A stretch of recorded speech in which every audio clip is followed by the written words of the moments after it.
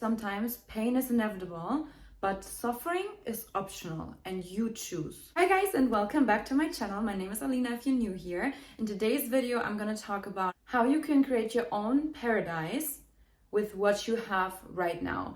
Even if you currently do not have the things that you want, the job that you crave, the partnership that you desire, friends that you want, the luxury life, the dream vacations, whatever it is that you desire, even if you do not see it right now in your current reality, it is always so important to keep your attitude up, to have just a good perspective and outlook on life, live in gratitude, and to just look for satisfaction within. So many times we place our satisfaction on outer things, on outer materials, and still every single time that we get them, it is usually a short-term satisfaction. It doesn't really satisfy us for long because we're constantly looking for the next best thing to satisfy us. And that is what happens when you place your happiness on outer circumstances. But if you are happy and satisfied from within, you do not place the satisfaction like in your mind, but rather like in your heart, and you feel the satisfaction in your heart no matter where you're at in your life, you will be always satisfied and you will find your own happiness from within. And actually, the funny thing is that all the things that you're craving, everything that you desire, comes so much more easily and effortlessly and automatically once you actually find that happiness within. And I had to learn that the hard way because for a very long time in my life, I used to crave materialism and luxury. And I created that, I was working in network marketing, I was making a lot of money, and I couldn't really handle that money at that point in time. And so I found myself craving more and more and more.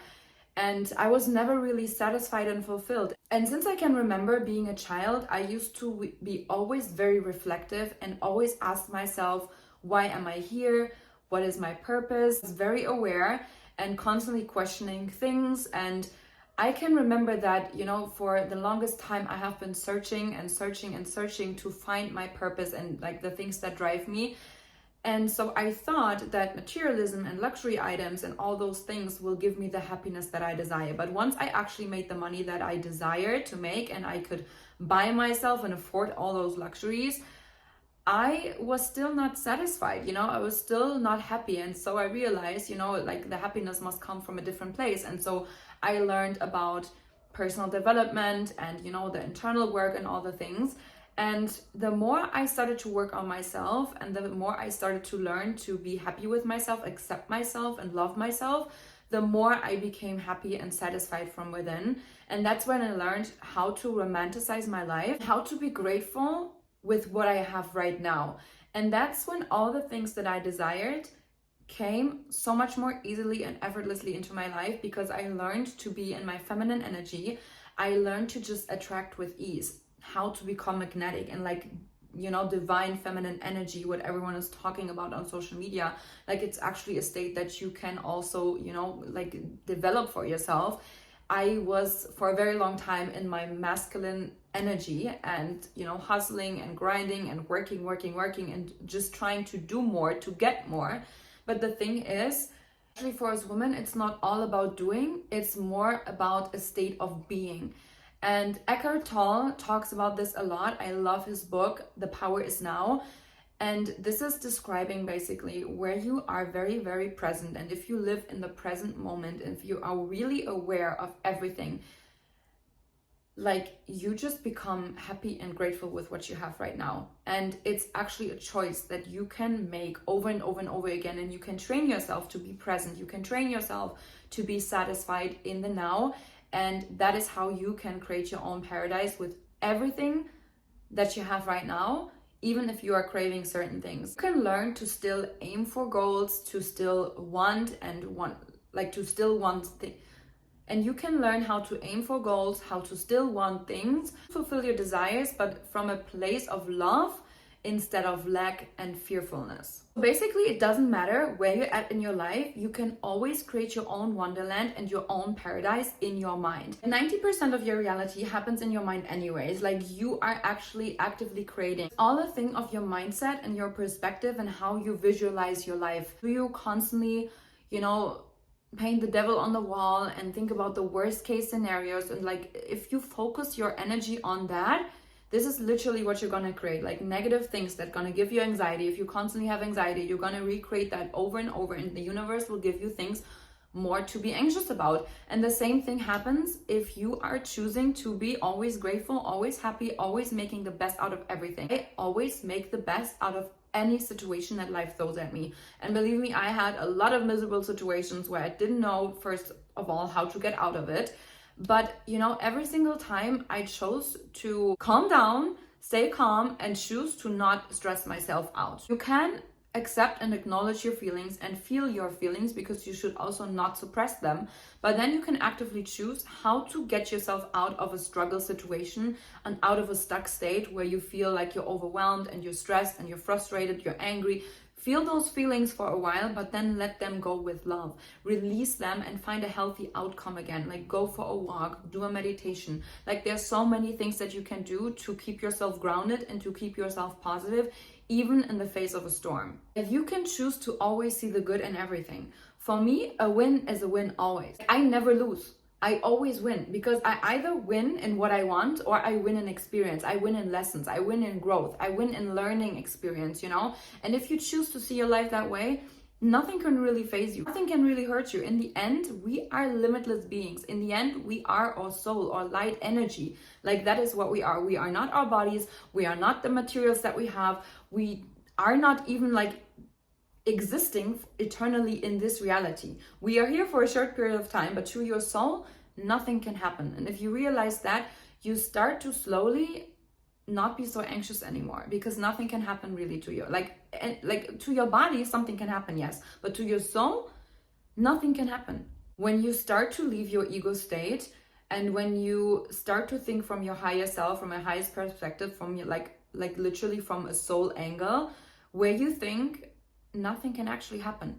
And when you choose the power of now, being present in that moment, and then you realize right now everything is fine, everything is good, everything from this situation, only good will come, then you start to become more and more calm. You know, obviously I had to learn it as well.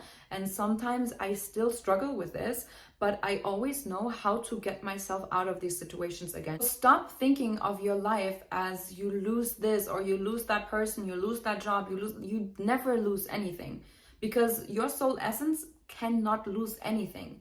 You are always divinely protected and whole, and you are more than what you think that you are and what you think that you have. Not that I never make mistakes or that I don't have any failures, but I don't see them as mistakes. I don't see them as failures. I always see them as learning experiences and just an experience. In the end, every single experience that you have, you give it a meaning, you know? And you can choose the meaning. You can choose what you give meaning to. If you see everything just as a neutral experience, then nothing can really hurt you in the end, you know, and that you don't lose anything ever again anymore. Like this whole concept of losing and failing is literally made up in school. Teachers try to tell you that there's only one right answer, and if you fail to give them the exact answer that they expect, then you lose the point and you have a bad grade, and that's how you start to think that you cannot go any other route, any other way, because there's always one right answer. There's not, you know, there's so many different perspectives, there's so many different ways of how you can do things, and the way how you personally do things is totally different from how anybody else will do it. And that is actually your power. That is actually your strongest asset that you can use. You know, you have your own personal energy. Nobody can do things as you do. Nobody can think as you think, feel as you feel. And that is actually your superpower. So you can leverage that to create your own paradise and your own heaven on earth with what you have right now. You can create your own solution. You can make up your own rules. You can choose to think in progress instead of failure.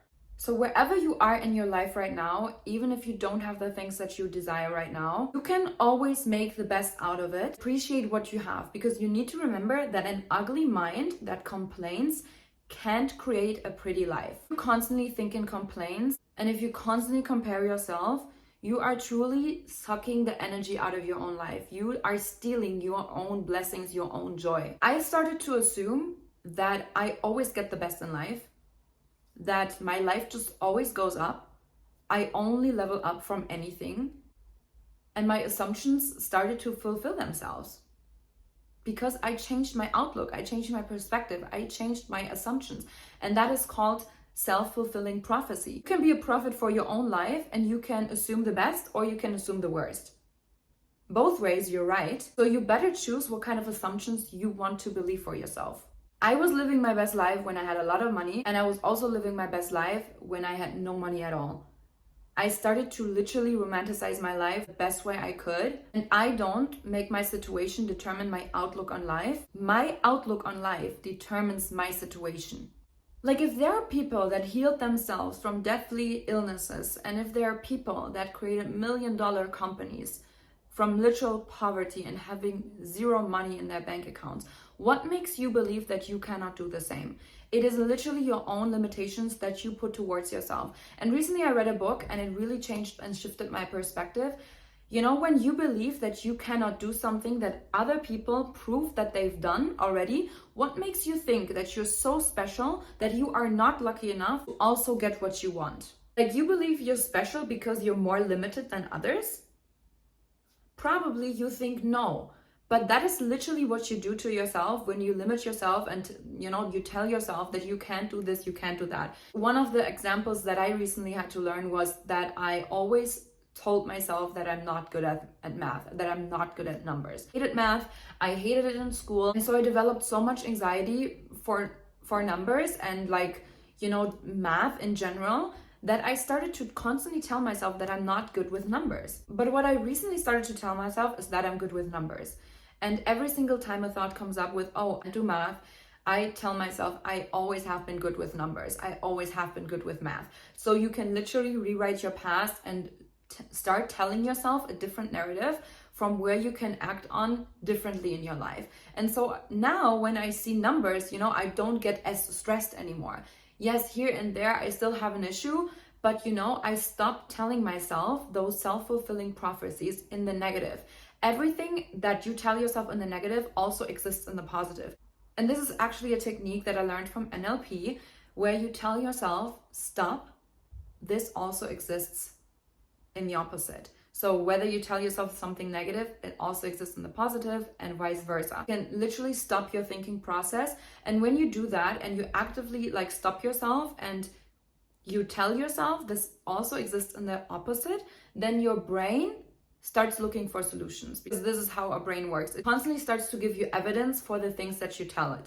Like, so many times I feel like we're even proud that we have all the excuses, then we don't need to change ourselves and everything can stay as it is, and so we can keep on complaining. Reason for why things are as they are is not because of the things, but because of your perspective and your outlook on them. Life happens from the inside out, so if you think and believe that life is heaven on earth, you will start to live like that. You truly have to believe it. And if you believe that life is hell and life is just tough and hard and difficult, then you will find evidence for that as well.